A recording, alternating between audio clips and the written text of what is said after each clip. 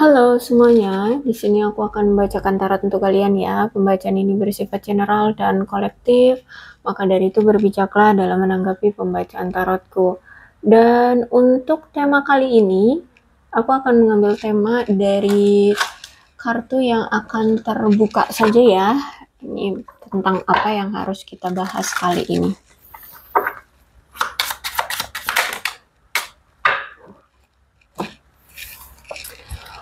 I want you, I could let you get too close to me. Dia menginginkan kamu, tapi dia saat ini tidak bisa membuatmu untuk dekat dulu dengan dia. Ada apa nih? Seperti kayak ada kebiasaan di sini ya. Dia menginginkan kamu, tapi untuk saat ini dia kayak nggak bisa untuk membuatmu berada di dekat dia. Apakah ini ada konspirasi, ada jebakan, atau ada rasa ketidakpercayaan diri, atau dia sedang berjuang? Oke, yang pertama kartunya adalah Ten of Cups reverse. Ada tidak persetujuan dari keluarga ya, entah ini dari keluargamu kah atau keluarga dia, entah memang orang tua kah yang tidak restu di hubungan ini ya, bisa jadi, atau ya keluarga lainnya gitu ya. Oke, kemudian ada Ten of Pentacles. Aku melihat di sini kemungkinan dia ini itu ingin memiliki suatu hubungan atau komitmen pernikahan ya, yang semacam itu ya, komitmen atau pernikahan yang harus mapan dulu deh, kayak gitu. Oh enggak sih ya, dia ingin memiliki keluarga yang mapan. Kalau memang ini dia I want you, dia menginginkan kamu, dia ingin memiliki keluarga bahagia yang mapan bersama kamu. Seperti itu. Dia pengen, mungkin saat ini dia sedang berjuang untuk memapankan diri, menstabilkan diri, ya, agar kalau memang tidak direstui oleh keluargamu, berarti dia ingin menunjukkan bahwa saat ini dia mapan ya. Ketika nanti dia datang ke kamu, dia ingin menawarkan diri dia ke keluargamu untuk menikahi kamu, melamar kamu dengan keadaan yang sudah stabil, sudah mapan. Kalau memang masalahnya tentang keuangan atau tentang apapun, tapi kalau aku lihat di sini karena ini Pentacles, kemungkinan ya memang tentang uang sih gitu ya. Jadi dia ngerasa bahwa keluargamu nggak akan setuju kalau melihat keadaan dia yang sekarang sedang tidak mapan atau sedang sulitan seperti itu. Jadi aku lihat di sini memang niat dia atau keinginan dia selama ini ingin memiliki keluarga yang stabil. Ya, tidak kekurangan secara materi, tidak secara ekonomi tuh nggak kesulitan seperti itu. Itu memang prinsip dia, niat dia, keinginan dia ya. Kemudian untuk saat ini aku lihat dia ya lagi sering kumpul-kumpul dengan teman-temannya, sering have fun ya, hibur diri dengan teman-temannya. Dan ya kalau misalkan di sini ada acara apa nih, party dengan teman-temannya, mungkin temannya ada yang menikah kah atau ulang tahun kah gitu ya, kadang dia suka mikir, aduh andai aja ya kamu ada sama aku sekarang, seperti itu. Mungkin aku sekarang udah ngebawa kamu nih di acara temanku yang nikahan ini, yang ulang tahun ini, aku pengen pamerin kamu, aku pengen kasih tahu ke mereka bahwa kamu itu pasangan aku gitu loh ya. Aku lihat di sini, tapi ya udah, karena mungkin saat ini dia lagi nggak bersama kamu ya, dia hanya bisa termanggu ya. Termanggu tuh apa ya, kayak cuman menghayal gitu aja ya, berharap gitu doang ya. Saat ini ya mencoba untuk menghibur diri dia dengan have fun dulu aja sama teman-temannya, kumpul-kumpul dengan teman-temannya. Ada Eight of Swords. Aku melihat di sini ternyata dia ini masih terbelenggu oleh hubungan kalian atau oleh kamu ya. Dia kayak gak bisa gitu loh lepas dari kamu, baik itu secara pikiran, perasaan, atau keinginan, harapan, seperti itu. Dia kayak masih pikirannya tuh ke kamu lagi. Hanya saja untuk saat ini tuh dia nggak tahu harus berbuat apa dengan situasi yang menghalangi kalian ini atau rintangan yang ada ini, dia nggak tahu harus berbuat apa. Gini, kemungkinan memang secara materi bisa jadi dia memang lagi ada di posisi terbawah dalam hidupnya, ya terendah dalam hidupnya, sehingga untuk bisa bangkit secara materi itu nggak dalam waktu cepat. Ya, mungkin juga pekerjaan dia ya itulah, ya nggak ada pekerjaan tambahan, atau dia juga nggak tahu harus bekerja apa gitu ya, sehingga ya penghasilan dia tetap segitu-gitulah gitu loh ya, atau apalah pekerjaan dia ngapain gitu, intinya tuh kayak sulit untuk bisa bangkit secara materi dengan cepat gitu. Jadi untuk mencari solusi dari situasi halangan situasi dari apa yang terjadi di antara kamu dengan dia ini, dia bingung dia harus gimana, dia nggak tahu harus gimana gitu. Oke. Terus itu jadi dia merasa saat ini tuh kayak merasa terpojokkan, merasa kayak terpenjara dengan situasi yang ada. Mau maju ke kamu tapi dia belum merasa pantas, mau mundur tapi hati dan pikiran tidak rela, seperti itu ya. Jadi serasa kayak dipojokkan dengan situasi, dibelenggu dengan perasaan kayak gitu. Kalau aku lihat di sini ya, King of Pentacles ya, aku lihat di sini kemungkinan nanti dia akan datang lagi ketika dia sudah mapan, karena ini ada King of Pentacles ya, indikasi kamu berdealing dengan seseorang yang kemungkinan akan mapan ya, atau memang keinginan dia atau niat dia datang ke kamu atau bersama kamu ketika dia sudah stabil, ketika dia sudah mapan ya secara materi ya. Terus juga aku melihat dia juga bukan orang yang terburu-buru untuk berkomitmen dengan seseorang. Dia menganggap suatu komitmen, suatu pernikahan, bahterai rumah tangga itu tuh sesuatu yang sakral, sehingga nggak bisa dimain-mainin. Belum siap secara kalau ini kan materi ya, lebih terbacanya tuh di materi, karena restu orang tua yang tidak restu karena mungkin materi yang tidak cukup gitu ya. Nggak apa ya, dia ya nggak mungkin mempermainkan hubungan pernikahan gitu ya. Dia belum siap untuk berkomitmen karena materi belum cukup, tapi dia mau sok-sokan misalkan menikahi kamu gitu. Habis itu nanti setelah dijalani ternyata sering terjadi pertengkaran karena perekonomian, karena ini itu, akhirnya berbuntut ke hal yang lebih panjang ya, akhirnya nanti bercerai. Nah, dia tidak mau seperti itu, makanya dia menganggap suatu hubungan atau pernikahan itu benar-benar sakral, sehingga dia juga harus bisa mengetahui bibit bebet bobot pasangannya seperti apa, dan semampu apa dia bisa sebanding dengan pasangannya itu gitu loh ya. Kalau aku lihat di sini, jadi dia pun ingin melihat gitu loh, ingin menilai dulu ya, sebesar apa kualitas dirimu dan semampu apa dia bisa menyeimbangkan kualitas dirimu gitu loh ya, sekualitas apa juga dia gitu loh, paham ya. Nah, kalau aku lihat sebenarnya nih orang penyayang ya, sayang keluarga, dan orang ini kalau misalkan udah apa ya, yakin pada pasangan, satu pasangan, maka dia akan setia, aku lihat di sini ya. Makanya itu tadi, dia kalau misalkan cari pasangan tuh bener-bener yang dilihat bibit bebet bobotnya kayak gitu. Terus itu juga aku melihat di sini tuh dia ini juga ternyata pemberi nafkah ya, pemberi nafkah, entah dia ini mungkin anak pertama atau anak yang diandalkan keluarganya untuk menafkahi keluarganya ya. Aku lihat dia ini orang protektif banget ya terhadap orang yang dia sayangi, orang yang dia cintai, keluarganya seperti itu. Dia juga orang yang bisa dipercaya, orangnya baik hati. Nah, bisa jadi kamu berdealing dengan sosok seorang ayah ya.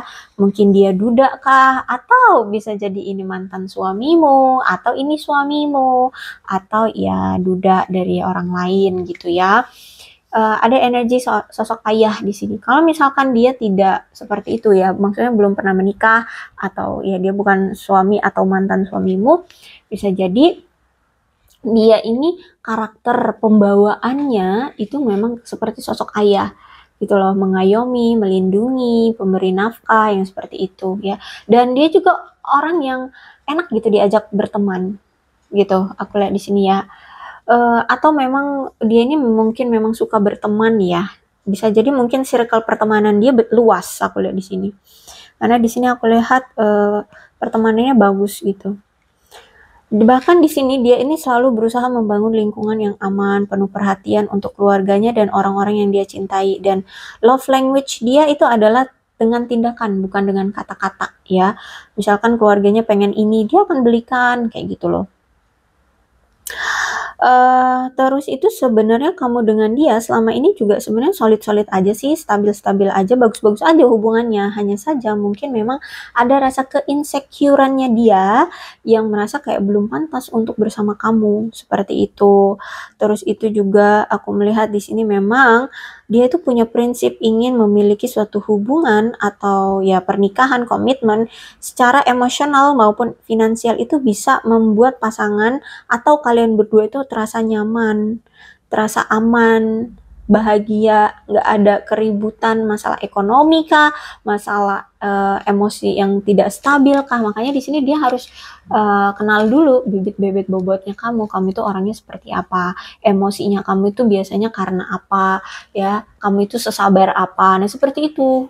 Ya, jadi sebelum dia melangkah lebih jauh dengan seseorang yang memang dia targetkan, itu dia harus kenal dulu lebih dalam. Seperti apa dia bibit-bibit bobotnya. Termasuk kamu, seperti itu, ya. Nah, apalagi di sini aku lihat ada Nine of Wands. Nine of Wands itu gini. Jadi dulu ketika dia bersama kamu, dia berasumsi bahwa ya kan kamu nih yang suka sama dia gitu ya. Jadi dia dulu mikir ya udah jalanin aja, dia nggak usah banyak effort apa-apa, atau kamu yang suka sama dia. Jadi dia mungkin sering mengabaikan kamu, dia sering tidak peduli, tidak menghormati kamu, tidak menganggap kamu gitu ya. Kamu yang selalu pontang-panting berusaha untuk hubungan ini. Jadi hanya sebelah ya, kodependensinya kuat di sini. Tapi ternyata setelah dia lakukan sikap yang seperti itu, tindakan dia yang seperti itu selama ini, baik itu dengan kamu atau dengan yang lainnya, kok hubungannya nggak pernah langgeng ya, kok hubungannya kayak apa ya, on off, nggak langgeng ya, hubungannya hanya singkat, seperti itu. Nah, akhirnya di sini dia menyadari, oh ternyata kamu yang lebih kuat, kamu yang lebih sabar menghadapi dia, kamu yang lebih kuat untuk menghadapi dia, seperti itu. Akhirnya di sini dia sadar bahwa pemikiran dia tidak boleh seperti itu. Kalau misalkan memang ingin memiliki hubungan yang kuat bersama kamu, ya harus ada timbal balik dari kedua belah pihak, harus mau sama-sama bekerja sama untuk kelangsungan hubungan kalian ke masa depan gitu. Harus ada tujuan, targetnya seperti itu, dan mau sama-sama menjalankan tujuan itu sampai sukses, sampai langgeng, sampai seperti itu. Jadi dia kayak akhirnya menyadari gitu ya. Dia menyadari bahwa memang harus dari kedua belah pihak mau sama-sama menjalani, beradaptasi, memberikan kenyamanan satu sama lain, bekerja sama untuk hubungan ini. Seperti itu. Nah, karena dia beranggap kamu selama ini kan sudah berjuang pontang-panting ya, sedangkan dia mengabaikan kamu, dia juga ada rasa, waduh nggak bisa nih seperti ini, aku juga harus bisa setara effortnya dengan kamu. Nah, sedangkan keadaan keuangan dia saat ini miris. Jadi gimana caranya untuk bisa menghasilkan effort yang sama dengan kamu, ya dia paling nggak punya kestabilan dulu dari materi gitu. Bisa jadi mungkin sebagian dari kalian ada yang LDR. Nah, kamu mah berjuang banget tuh gimana caranya untuk bisa bertemu dengan dia secara fisik gitu ya. Entah kamu meluangkan waktumu, ya menabung ya untuk bisa bertemu dengan dia. Nah, sama ini kamu yang selalu datang ke dia, tapi dianya nggak pernah datang ke kamu. Nah, itu ya dia lihat dari itu. Kalau misalkan kalian LDR misalkan, misal aja loh contoh ya, nggak terlalu pasti seperti itu ceritanya, enggak.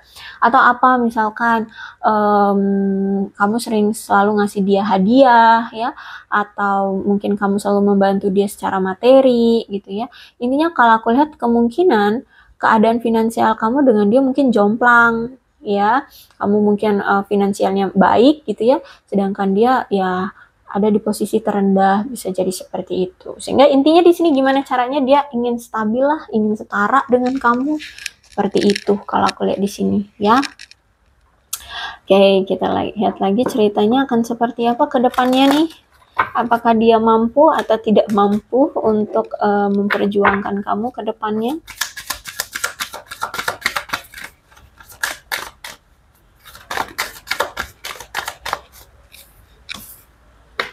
Children, oh, children. Ini kan aku bilang tadi ada sosok ayah ya. Bisa jadi dia mungkin orang tua tunggal, ya. Entah dia sosok ayah atau sosok ibu, ya tergantung dari kalian lah ya. Kalian ini wanita atau pria, jadi kalian situasikan aja. Nah, dia ini punya anak juga. Mungkin bisa jadi sebagian ya, sebagian ada yang punya anak sehingga harus membiayai anaknya, gitu, membesarkan anaknya. Mungkin dia single parent, seperti itu. Terus itu juga bisa jadi children ini mungkin dia orangnya childish, masih kekanak-kanakan, secara emosional belum stabil, gitu. Makanya di sini kan dia memang punya tujuan kalau dia menikah tuh pengennya bisa memberikan kenyamanan secara finansial dan emosional kan. Nah gitu. Bisa jadi karena saat ini dia sadar dia masih childish, ya, jadi harus bisa mengontrol emosi dia kayak gitu. Aku lihat juga nih masih ada red flag ya. Kalau aku lihat di sini kamu tahu kok apa red flagnya dia. Ya sejauh apa red flagnya dia itu kamu tahu karena memang sejak awal ketika kamu dikenalkan ketika kamu dipertemukan oleh dia, semesta itu sudah nunjukin ke kamu, ini loh orangnya seperti ini loh karakter dia, ini loh red flagnya dia, ini loh yang dia sembunyikan dari kamu. Gitu ya. Jadi kalau aku lihat di sini kamu udah tahu kok red flag-nya nih orang. Tuh, tingkat kodependensi tinggi di sini. Ada kodependensi di sini ya. Tingkat ketergantungannya terlalu tinggi. Sebelah pihak yang terlalu berjuang, yang satunya, yang sebelah pihaknya mah masa bodoh kayak gitu. Ya, menikmati effort dari pasangannya gitu. Yang pasangan yang effort mah nggak pernah nikmatin apa yang pasangannya berikan, seperti itu. Honeymoon tuh ya. Ada yang LDR memang di sini. Ya, ada yang LDR. Mungkin ini menjadi salah satu masalah juga ya, kenapa dia nggak banyak effort ya. Karena kan aku lihat di sini effort dia adalah action, bukan kata-kata. Love language dia adalah action, tindakan, bukan kata-kata. Nah, jadi dia merasa bahwa ya kalau LDR tindakan love language dia adalah ya bertemu secara fisika ya atau jalan ya skinship apalah gitu ya, pokoknya yang secara fisik ketemu gitu loh ya, bisa jadi. Terus itu juga aku lihat kemungkinan bisa jadi mungkin dia masih suka traveling, pergi ke sana sini, atau mungkin pekerjaannya mengharuskan dia untuk kilar-kilir ya ke beda kota atau beda negara, atau mungkin kamu yang suka kilar-kilir entah karena pekerjaan atau hobi gitu. Itu juga yang membatasi kalian jadi sulit untuk menjalin hubungan ini kayak gitu ya. Ada yang berpergian. Nah, honeymoon ini juga bisa jadi pertanda bahwa ada keinginan untuk datang ke kamu secara fisik gitu. Wedding. Nah, ini nih bisa jadi kamu mungkin berdealing dengan seseorang yang sudah menikah atau ya kamu dengan dia mungkin ini apa itu namanya pernah merencanakan suatu pernikahan tapi sampai sekarang nggak terwujud, belum terwujud gitu ya.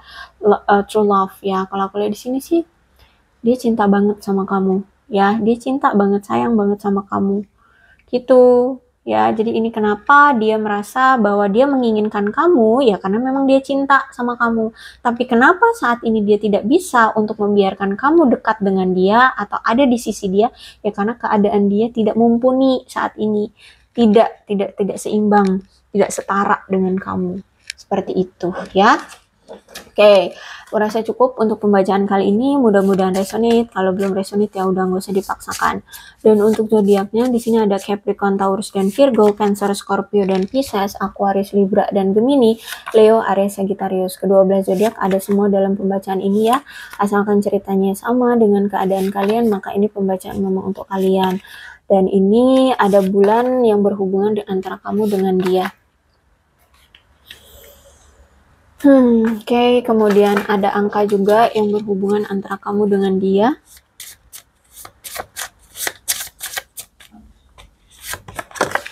Ada 1, 2, 5, 4, 9, 12, 26, 11, 28, 13, 14, 6, 30, 21, 17, 23, 15, 24, 19, dan 2. Oke, kemudian shio-nya yang berhubungan dengan kamu atau dia.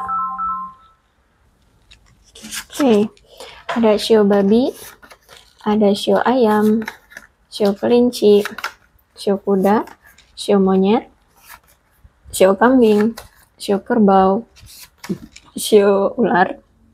Oke. Untuk alfabetnya bisa nama kamu, nama dia, inisial nama kamu, inisial nama dia, atau huruf-huruf ini ada hubungannya antara kamu dan dia ya.